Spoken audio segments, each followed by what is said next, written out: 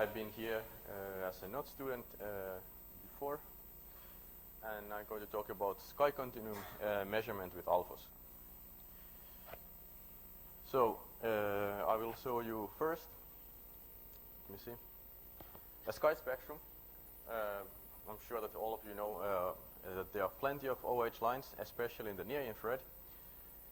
And the OH lines and the O2 lines and whatever atmospheric emission lines, they are fairly well known. But what is between the lines is less well known. And in general, the models that exist, in this case I'm showing plots and also comparing a bit with ESO's sky calculator, which is more or less one of the most advanced model on the sky spectrum. And the continuum components, they tend to be higher than that what has been observed, for example, from space, and what could be also expected from the ground. So I have 4 narrowband spectra with ALFOSC located in more or less clean spectral regions in the band, or in the near infrared.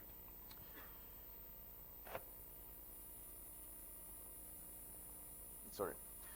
So, in general, in the models, or in the ESO's model, the sky continuum or the airflow continuum background tends to increase towards the near infrared.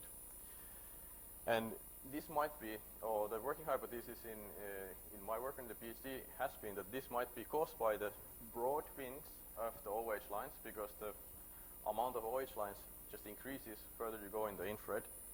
And it would be an indication that if I could measure lower values already here in the range reachable for CCD, that the slope is actually more flat than what is in the model. So quickly run through the results.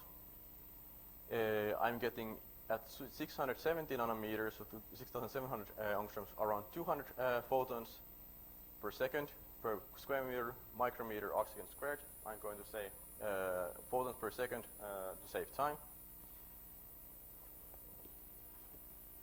Around 7,700 angstroms, I get slightly more, 260.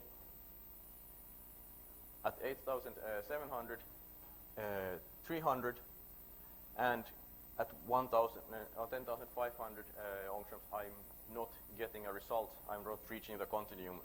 The noise floor is too high. So to quickly conclude the results, what I get is roughly corresponding to the sky model of ESO from the first 2 bands at 6,700 and 7,700 angstroms. But at 8,700, I'm getting roughly 50% of the flux predicted by the model, and then I'm missing the results from the last band.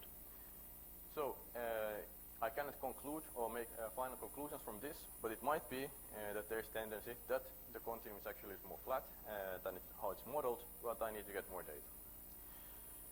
To quickly advertise, as a part of my PhD, I have a dedicated spectrograph for the same sky continuum measurement with a really clean spectrum. So it's stray light reducing design, so I redirect the scattered light from the grating, achieving more or less between 1 and 2 orders of magnitude lower diffuse background than with a typical grating spectrograph. And this is how the poster looks like. I hope to discuss with you if you're interested in the topic with more time. Thank you.